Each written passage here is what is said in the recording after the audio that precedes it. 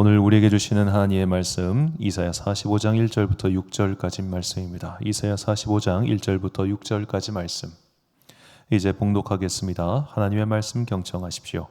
여호와께서 그의 기름 부음을 받은 고레스에게 이같이 말씀하시되 내가 그의 오른손을 붙들고 그의 앞에 열국을 항복하게 하며 내가 왕들의 허리를 풀어 그 앞에 문들을 열고 성문들이 닫히지 못하게 하리라. 내가 너보다 앞서가서 험한 곳을 평탄하게 하며 돈문을 쳐서 부수며 쇠빗장을 꺾고 내게 흑암 중에 보아와 은밀한 곳에 숨을 재물을 주어 내 이름을 부르는 자가 나 여호와 이스라엘의 하나님인 줄을 내가 알게 하리라. 내가 나의 종 야곱 내가 택한 자 이스라엘을 위하여 내 이름을 불러 너는 나를 알지 못하였을지라도 내게 칭호를 주었노라. 나는 여호와라. 나 외에 다른 이가 없나니 나밖에 신이 없느니라. 너는 나를 알지 못하였을지라도 나는 내 띠를 동일 것이요 해 뜨는 곳에서든지 해 지는 곳에서든지 나밖에 다른 이가 없는 줄을 알게 하리라. 나는 여호와라. 다른 이가 없느니라. 아멘. 오늘은 제11강 구원자 페르시아라는 제목으로 이 불신자도 사용하신 하나님이라는 주제로 함께 성경과 또 세계사를 공부하도록 하겠습니다. 자, 우리는 지난 시간 신바벨로니아 제국에 대해서 알아봤습니다. 자, 이스라엘을 지배했던 여러 나라들, 여러 국가들이 있었는데 이 바벨론이라고 하는 이름은 성경에 영원히 그들의 원수로 남아 있었죠. 그 이유에 대해서는 제가 설명을 했습니다. 왜 그랬을까? 바로 그들이 성전을 파괴했기 때문에 바벨론은 그들의 영원한 원수가 된 것입니다. 자, 오늘은 우리가 이렇게 그들을 지배했던 여러 민족 중에서 특별히 페르시아에 대해서 알아보고자 합니다. 페르시아에 대해서. 자, 페르시아는 이제 바벨론을 멸망시키고 나서 약 300년간 이스라엘 민족을 시료 지배했던 사람들이죠. 자, 성경에는 이 페르시아 왕들의 이름이 여러 개가 나오는데 대표적으로 4명의 왕들이 등장합니다. 첫 번째로 오늘 본문의 주인공인 고레스라고 하는 인물이 등장하고 두 번째로 다니엘 때 다리오라고 하는 인물이 등장합니다. 그리고 에스더의 주인공 중 한 명인 아하수에로 왕 크세르크세스 1세가 등장하고 그리고 느헤미야 때 왕이었던 아르다크세스 1세라는 사람인데, 자, 이 중에서 이제 그 아주 왕중왕, 아주 높은 평가를 받는 왕들은 고레오, 다리오, 아닥사스다가 역사 속에서는 실제로 좋은 평가를 받는 왕들이고, 이 아하수에로 같은 경우는 좀 애매해요. 일단은 그가 무리하게 그리스와의 전쟁을 벌여서 크게 패배했기 때문에 이 크세르크세스 1세 같은 경우는 뭐 군주로서의 재능은 있었지만 그 국력을 좀 많이 낭비했다, 그런 평가를 듣긴 합니다. 자, 이 중에서 가장 중요한 왕은 그야말로 왕중왕이라고 샤한샤라 불리는 키루스라고 하는 사람입니다. 키루스 정말 중요한 인물이죠. 세계사적으로도 아주 중요한 인물인데, 자, 이 키루스 2세, 우리말 성경에서는 고레스라고 하는 이 사람에 대해서 간략하게 말씀을 드리겠습니다. 최초로 대왕 칭호를 받을 만한 군주로, 이 사람의 신념은 세상을 하나로 만들면 전쟁은 없어진다였다고 합니다. 그리고 그는 모든 종교를 존중했어요. 서로 다른 100개의 민족의 마음을 엿지 않고는 그들을 다스릴 수 없다. 그리고 그는 노예제를 폐지하고 점령지 약탈을 금지하고 노동자의 급여 지급을 명시화한 인물로, 그가 이렇게 정책을 펼쳤다는 것이 기록으로 남아 있습니다. 그는 피지배 민족의 반란으로 인한 국력 손실을 방지하기 위해서 관용과 자비를 강조했습니다. 자, 그는 특별히 이제 그리스 세계에 큰 영향력을 끼쳤는데, 이 헤로도토스의 히스토리아와 크세노폰의 키로파 에디아라고 하는 작품에 그의 이름이 등장합니다. 그러니까 그리스는 이 페르시아와 직접적으로 전쟁을 벌였던 일종의 적대 국가였음에도 불구하고 그 당시 고레스라고 하는 인물의 어찌 보면 위대함, 대단함이 이 그리스에까지 전파돼 가지고 이 헤로도토스라고 하는 인물이, 그는 아마 실제로 이쪽 페르시아를 방문했다고 합니다. 그렇게 방문을 해가지고 그에 대한 이야기를 기록했을 만큼 그는 그 당시 국제사회에서 가장 유명한 인물이었다는 겁니다. 그러니까 이 고레스라고 하는 인물은 현명한 군주여가지고 그보다 앞에 있었던 바벨로니아나 그리고 아시리아, 그런 나라들의 그 잘못을 이제 회피하려고 했던 거예요. 아수르도 그렇고 바빌로니아도 그렇고 이제 그들이 점령했던 피지배 민족들을 엄하게 다뤘기 때문에, 그렇게 엄하게 다루다가 결국 반란으로 계속해서 국력을 손상하고 그로 인해 망했거든요. 나는 이렇게 나라를 다스리지 않겠다 해서 기본적으로 종교의 자유, 관용, 자비를 강조했습니다. 그래서 페르시아라고 하는 나라가 그 당시 세계 최대의 그리고 최고의 국가가 될 수 있었죠. 실제로 이제 뭐 페르시아라고 하는 나라는 그 고레스 이전에도 있었습니다만 이제 보통은 이 고레스가 세웠던 이 페르시아 제국 이것을 우리가 보통 페르시아라고 부르고 이 페르시아 제국이라고 통칭하는 게 보통 이제 아케메네스 왕조라고 부릅니다. 이 아케메네스는 이 고레스의 가문을 뜻해요. 자, 이 페르시아 제국은 오늘날 이란의 쉬라즈 지역인 파르스에서 발원했습니다. 그리고 페르시아라는 이름 뜻 자체가 이란 민족이라는 뜻이에요. 자, 이들의 언어는 공용어로는 아람어를 썼습니다. 그리고 왕실은 고대 페르시아 파사어라고 불리는 그 언어를 썼습니다. 자, 이 파사 이게 이제 중국 한자어로 페르시아를 가리키는 말이고 우리말 성경에서는 바사라고 번역됐죠. 그리고 그들의 종교는 조로아스터교였습니다. 수도는 페르세폴리스와 수사였고 아주 중요한 건데 이들은 최초로 인류 4대 문명 중에 3개를 차지했습니다. 인더스강과 메소포타미아와 이집트의 나일강 모두를 차지한 최초의 대제국이죠. 이들의 영토는 이렇습니다. 이렇게 지금 노란색 표기된 부분이 이 강들인데 인더스강, 티그리스, 유프라테스, 나일강 이 3개를 그러니까 황하 빼고 전부 다 차지했던 민족이 페르시아 제국이다. 그래서 이제 페르시아의 등장부터는 더 이상 메소포타미아 문명으로 분류를 하지 않습니다. 일단 이들이 메소포타미아 문명권 바깥에서 시작한 민족 국가이기 때문에 결국 이제 메소포타미아 문명은 바벨론과 함께 소멸되거나 쇠락했다라고 보는 게 보통 역사학자들의 시각이더라고요. 자, 그리고 이미 이때는 이 유프라테스 강이나 티그리스 강에서 이제 뭐 염분화라는 게 계속 진행돼 가지고 생산량이 엄청나게 떨어졌다고 합니다. 이때 페르시아를 먹여 살렸던 페르시아의 주요 수입원이 어디였냐면 인더스 강이었대요. 그러니까 오늘날의 어디입니까?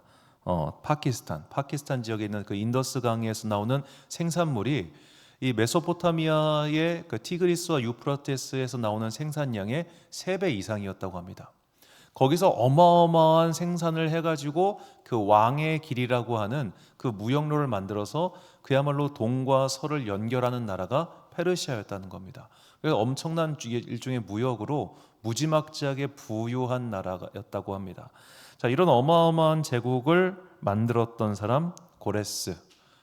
이제 우리말 성경에서는 그냥 계속 고레스라고 하겠습니다. 키루스라고 하면 헷갈릴 것 같아서. 자, 이 고레스에 대해서 오늘 본문이 이렇게 말을 하죠. 본문 1절 말씀 보니까 여호와께서 그의 기름 부음을 받은 고레스에게 이같이 말씀하시되 내가 그의 오른손을 붙들고 그 앞에 열국을 항복하게 하며 내가 왕들의 허리를 풀어 그 앞에서 문들을 열고 성문들이 닫히지 못하게 하리라. 자, 하나님께서 그를 가리켜서 기름 부음을 받았다 라는 표현이 등장합니다. 기름 부음을 받았다. 자, 이 기름 부음을 받았다는 말이 바로 메시아. 히브리어 그대로 읽으면 마시아흐라는 말이죠.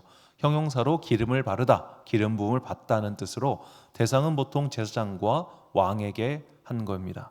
그리고 우리말 적어도 성경에서 그에게 기름을 부었다라고 명시적으로 나온 인물은 셋밖에 없어요. 아론과 사울과 다윗뿐입니다. 나머지는 이제 어쩌면 제례적으로 당연히 그냥 의례적으로 기름을 부었을 뿐 그 3명 외에는 기름을 부었다라고 특정 인물을 가리킨 경우가 없는데 이들 외에 유일한 사람이 이방인이었던 고레스입니다. 그러니까 성경이 이 고레스라고 하는 인물을 얼마나 높이 평가하고 있는가가 바로 이 단어 속에 등장하는 것이죠. 자, 그리고 이 고레스라고 하는 인물, 그리고 고레스의 후손인 이 아케메네스 왕조에 대한 하나님의 평가가 또 다른 성경에 등장하는데 바로 다니엘서입니다. 이 다니엘서의 기름 부음을 받았다는 표현은 굉장히 중요한데 보겠습니다. 다니엘서 9장 1절과 2절을 먼저 보면요. 메대 족속 아하수에르 아들 다리오가 갈대아 나라 왕으로 세움을 받던 첫해 곧 그의 통치 원년에 나 다니엘이 책을 통해 여호와께서 말씀으로 선지자 예레미야에게 알려주신 그 연수를 깨달았나니 곧 예루살렘의 황폐함이 70년 만에 그치리라 하신 것이니라. 자, 메대 족속이라는 말은 메디안을 뜻하는데 이 다리오라는 건 다리우스를 뜻하는데 여하튼 간에 이게 왜 그러냐면 그 고레스 윗부분 위의 나라 이쪽들의 이름이 막 섞여 있어요. 여하튼 갈대아 나라 왕으로 세움을 받던 첫 해, 갈대아라고 하는 것은 바벨론을 뜻하죠. 곧 그 통치 원년에 예루살렘의 황폐함이 70년에 그치리라. 이 말이 뭐냐? 메디아에 의해서 바벨론이 무너지던 그때에 예루살렘의 황폐함이 드디어 그쳤다, 이 말입니다. 자, 그리고 나서 뭐라고 나오냐면 25절과 26절을 보니까 그러므로 너는 깨달아 알지니라 예루살렘을 중건하라는 영이 날 때부터 기름 부음을 받은 자 곧 왕이 일어나기까지 7이레와 62이레가 지날 것이요 그 곤란한 동안에 성이 중건되어 광장과 거리가 세워질 것이며 62이레 후에 기름 부음을 받은 자가 끊어져 없어질 것이며 장차 한 왕의 백성이 와서 그 성읍과 성소를 무너뜨리려니와 그의 마지막은 홍수에 휩쓸린 같을 것이며 또 끝까지 전쟁이 있으리니 황폐할 것이 작정되었느니라. 자, 기름 부음을 받은 자가 일어나고 기름 부음을 받은 자가 끊어진다. 이 말이 뭐냐면 결국 하나님께서 고레스와 그의 후손들을 계속해서 기름 부음을 받은 왕으로서 인정해 주셨다는 뜻입니다. 그런데 한 왕이 와서 성읍과 성소를 무너뜨린다. 이게 뭐냐면 알렉산더예요.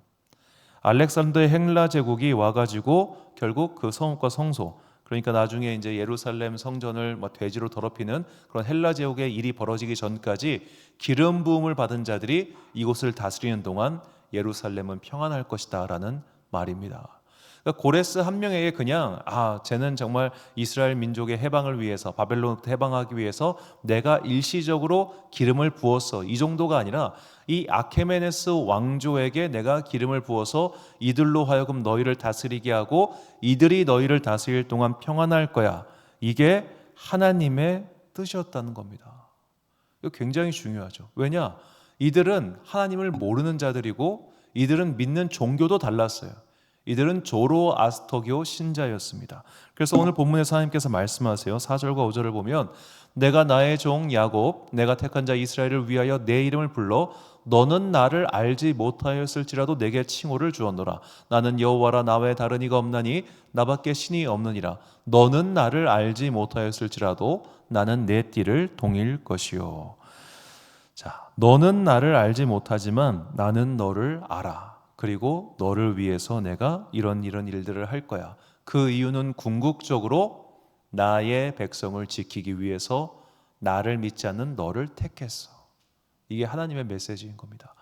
유다 민족을 지키기 위해, 유다 민족을 보호하기 위해 하나님을 모르는 고레스와 그의 자손들을 사용하셔서 하나님께서 그들에게 기름을 부어주셨다는 겁니다. 자, 만약에 그들이 다윗같이 그렇게 신실하고 좋은 왕들이었으면 금상첨화겠지만 이미 그런 자들이 없잖아요.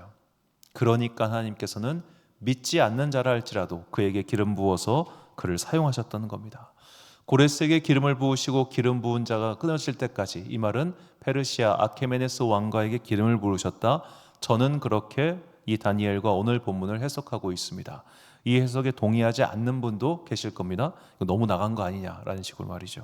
하지만 분명한 것은 하나님께서 고레스라고 하는 인물을 통하셔서 유다 민족을 보호하시고 그들을 지켜주셨다는 것, 이것만은 분명하죠.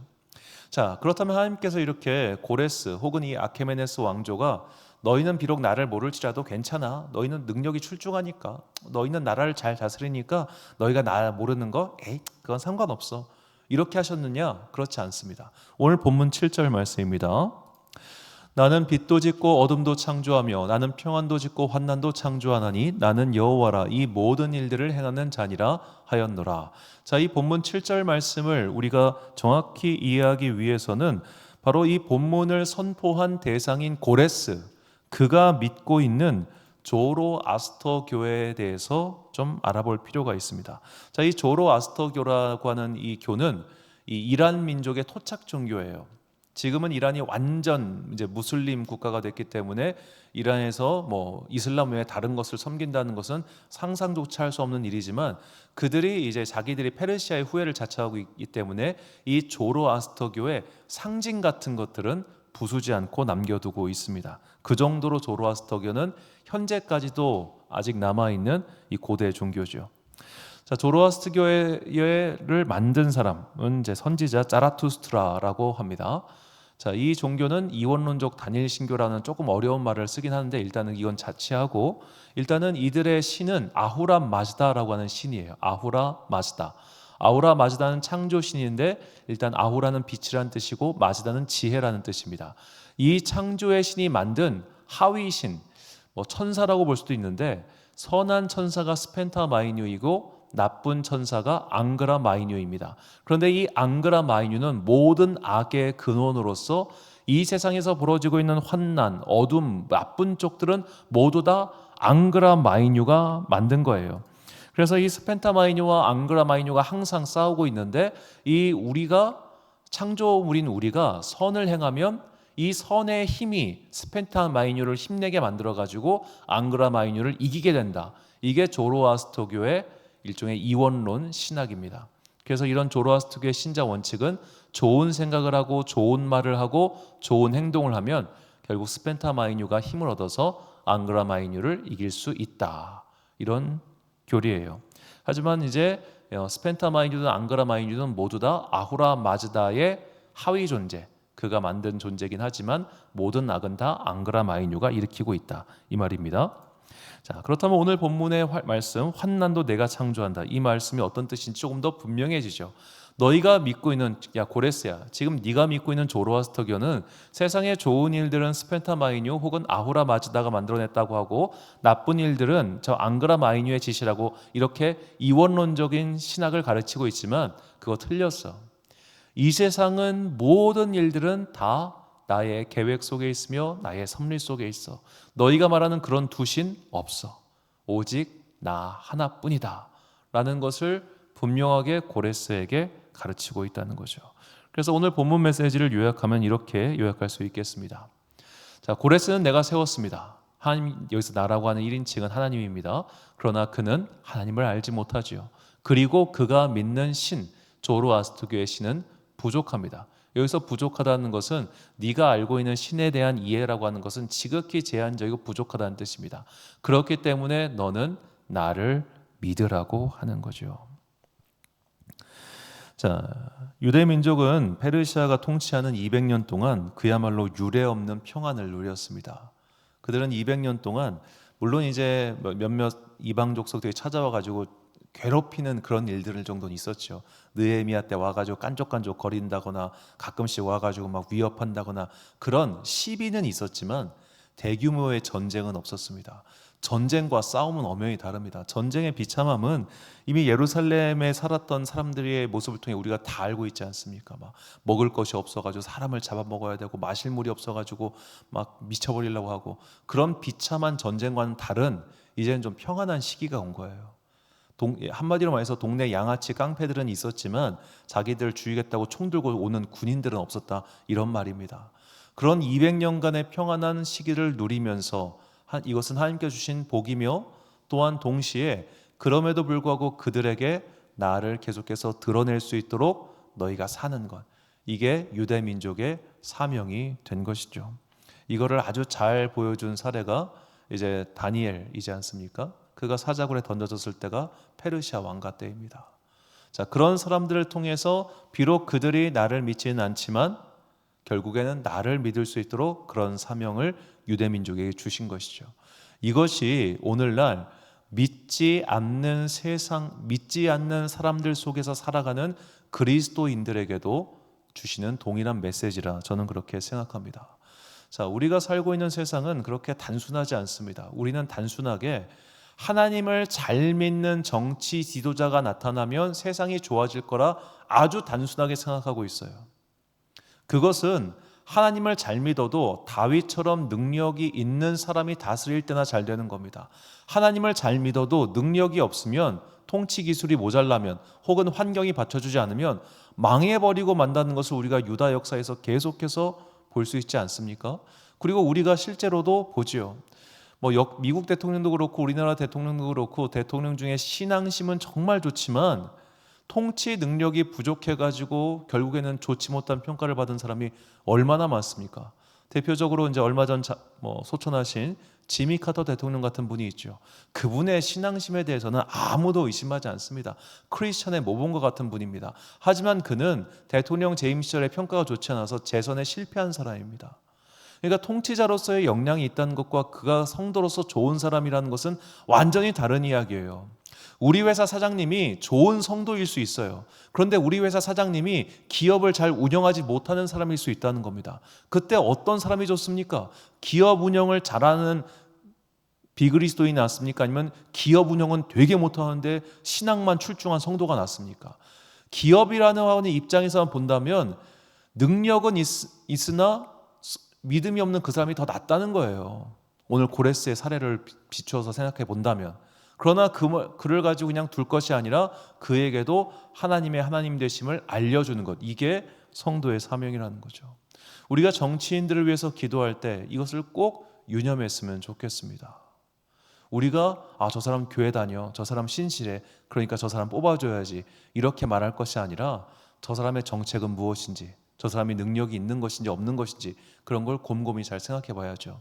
그리고 특별히 저 사람이 교회 다닌다고 해서 정말로 신실한 성도인가? 이거 진짜 잘 생각해 봐야 됩니다. 자, 대표적으로 우리 다시 한번 동성애 문제만 갖고 좀 생각을 해봅시다. 제가 지금 보여드릴 지도는 전 세계에 이제 파란색이 뭐냐? 동성 결혼이 합법화된 나라들입니다. 동성 결혼이 합법화된 나라들은 파란색입니다. 저 파란색들은 모두 다 개신교 아니면 가톨릭 국가들입니다.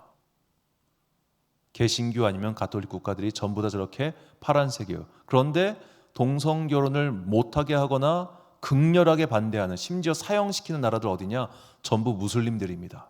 그리고 중국과 러시아가 아주 동성 결혼을 혐오하고 반대하고 있습니다. 재밌죠? 자, 동성 결혼 찬성 국가는 네덜란드는 유명한 개혁교회 나라지요. 그리고 동성 결혼 반대 국가는 모든 이슬람 국가와 러시아와 중국과 일본입니다. 즉 이것만 놓고 보면 소위 말해 그리스도의 교회의 복음과 교리가 들어간 나라들은 다 동성 결혼 찬성하고 있고, 아직도 그리스도교의 복음과 진리가 들어가지 않은 나라들 혹은 아예 공개적으로 거부하고 있는 나라들은 동성 결혼도 반대하고 있다는 겁니다. 자, 만약에 모든 크리스천의 사명이 이 동성결혼 합법화를 반대하고 막는 것에 있다면 우리의 좋은 동반자는 무슬림이 될 거예요. 이렇게 세상 일이 단순하지가 않다는 겁니다. 자, 예를 들어 차별금지법 반대와 동성결혼 반대는 완전 다른 범위입니다. 차별금지법을 반대하는 이유는 일반인들도 차별금지법 반대하는 분들 많습니다. 이것이 결국에는 누군가의 자유를 제한하기 때문입니다. 그런데 동성결혼을 반대하는 이유는 성경에서 하지 말라고 했기 때문입니다. 그러니까 기독교인 중에서도 차별금지법은 반대하지만 동성결혼은 찬성하는 이가 있다는 겁니다. 그리고 전 세계에서 동성결혼을 가장 극렬하게 반대하는 이들은 무슬림과 공산주의 독재 국가들이죠.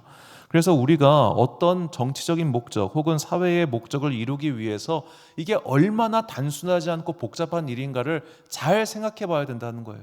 그냥 쟤는 교회 다니니까 좋은 사람, 쟤는 교회 안 다니니까 나쁜 사람, 이렇게 이분법적으로 딱 자를 수 없는 게 현실 세계의 솔직한 모습입니다.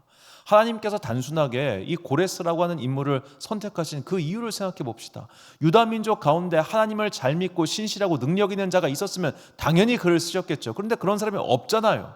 없으니까 이방인이었고 하나님도 모르는 고레스를 쓰신 것처럼 오늘 우리가 살고 있는 이 현실 사회 속에서 능력 있는 크리스찬이 등장한다면 최고로 좋겠지만 그렇지 않기 때문에 믿지 않는 사람과의 연대, 믿지 않는 사람과의 연합을 해야 된다는 겁니다. 특별히 결혼 문제에 있어서 많은 분들이 같은 믿는 크리스찬끼리 결혼하면 최고 좋지요. 그런데 여성분들의 경우는 그게 불가능합니다. 확률적으로. 왜냐? 성비 자체가, 특히 결혼 적령기에 있는 남녀의 성비 자체가 교회 청년들이 거의 3대 1입니다. 남자 1에 여자 3입니다.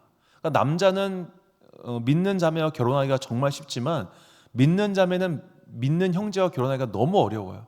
바꿔 말하자면 믿는 자매들 중에 셋 중에 2명은 반드시 믿지 않는 남성과 결혼할 수밖에 없습니다. 그럼 믿지 않는 남성과 결혼할 때 그는 어떻게 살아야 됩니까?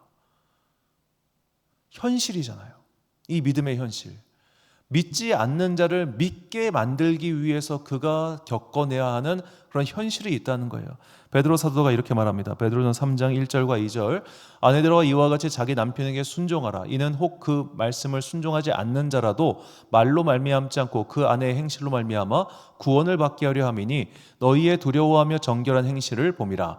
자, 여기서 자기 남편에게 순종하라고 하는 그 자기 남편은 어떤 사람이냐? 믿지 않는 남편을 뜻하는 거예요. 믿지 않는 남편에게 순종하라. 왜? 너의 행실로 말미암아 구원을 받게 하려. 그를 두려워하고 정결한 행실을 보게 하려고 그에게 순종하라는 일종의 현실에 타협하는 제안을 한 겁니다. 너의 현실은 믿지 않는 남편이랑 살고 있잖아. 그 믿지 않는 남편에게 네가 너의 행실을 통해서 그를 변화시켜 나가야겠지. 어려운 일이지만 할 수 없어 라고 하는 거죠.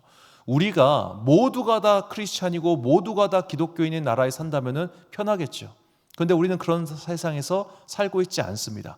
그렇기 때문에 지혜롭게 현실을 받아들이면서 이 현실 속에서 어떻게 하면 하나님의 그 귀한 뜻을 지켜가며 살 수 있을 것인가, 이걸 우리가 고민해야 된다는 거죠. 이것이 초대교회부터 지금까지 이 현실을 살아가야 되는 모든 성도들이 고민해야 할 주제입니다. 우리는 지혜로워야 됩니다. 우리는 복잡한 세상을 살고 있기 때문입니다. 복잡한 세상을 하나님께서 쾌도난마처럼 팍팍팍 정리해 주세요. 그런 일 일어나지 않습니다. 왜냐? 하나님은 질서의 하나님이시기 때문에. 우리는 자꾸만 초자연적인 일들을 기도하고 기대해서는 안 돼요. 하나님께서는 질서를 무너뜨려가면서 우리를 돕지 않으십니다. 질서를 지키게 하시는 거예요. 하나님께서 당신이 만든 이 세상의 진리를 왜 부수시겠습니까? 그건 마지막 때 그런 일이 일어나는 것이고, 결국 우리는 이 하나님께서 만드신 이 질서 속에서 하나님께서 우리에게 원하시는 그 뜻을 실천하며 살아야 되는데, 그때 믿지 않는 자들도 우리 곁에 있고 또 믿지 않는 지도자도 나올 수밖에 없기 때문에 그 안에서 지혜를 가지고 때로는 인내하고 때로는 함께하고 때로는 손을 잡기도 하면서 그런 일들을 이루어가야 한다는 겁니다. 이것이 저는 이 페르시아 시대의 유다 민족의 어떤 생활을 통해서 우리에게 주시는 하나님의 뜻이라고 생각합니다. 주님께서 우리에게 사도 바울을 통해서 말씀하셨습니다. 골로새서 3장 3절 22절부터 24절까지 말씀입니다. 종들아 모든 일에 육신의 상전들에게 순종하되 사람을 기쁘게 하는 자와 같이 눈가림만 하지 말고 오직 주를 두려워하여 성실한 마음으로 하라. 무슨 일을 하든지 마음을 다하여 주께 하듯 하고 사람에게 하듯 하지 말라. 이는 기업의 상을 주께 받을 줄 아나니 너희는 주 그리스도를 섬기느니라. 아멘.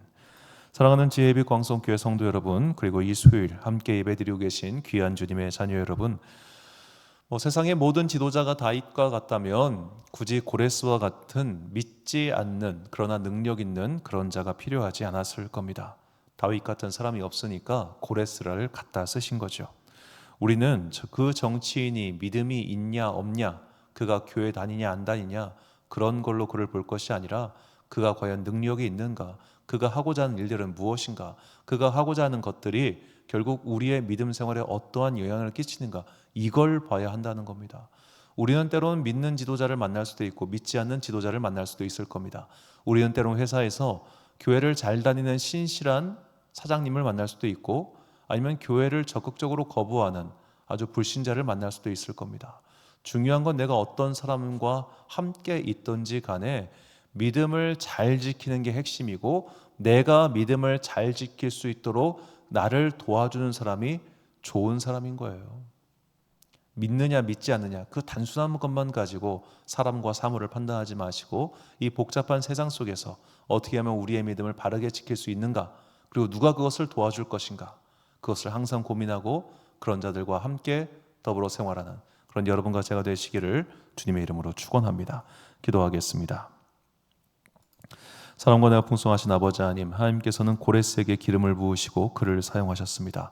더 이상 유다 민족의 왕들 가운데는 그렇게 기름 부어 쓸만한 사람이 없었기 때문이었습니다.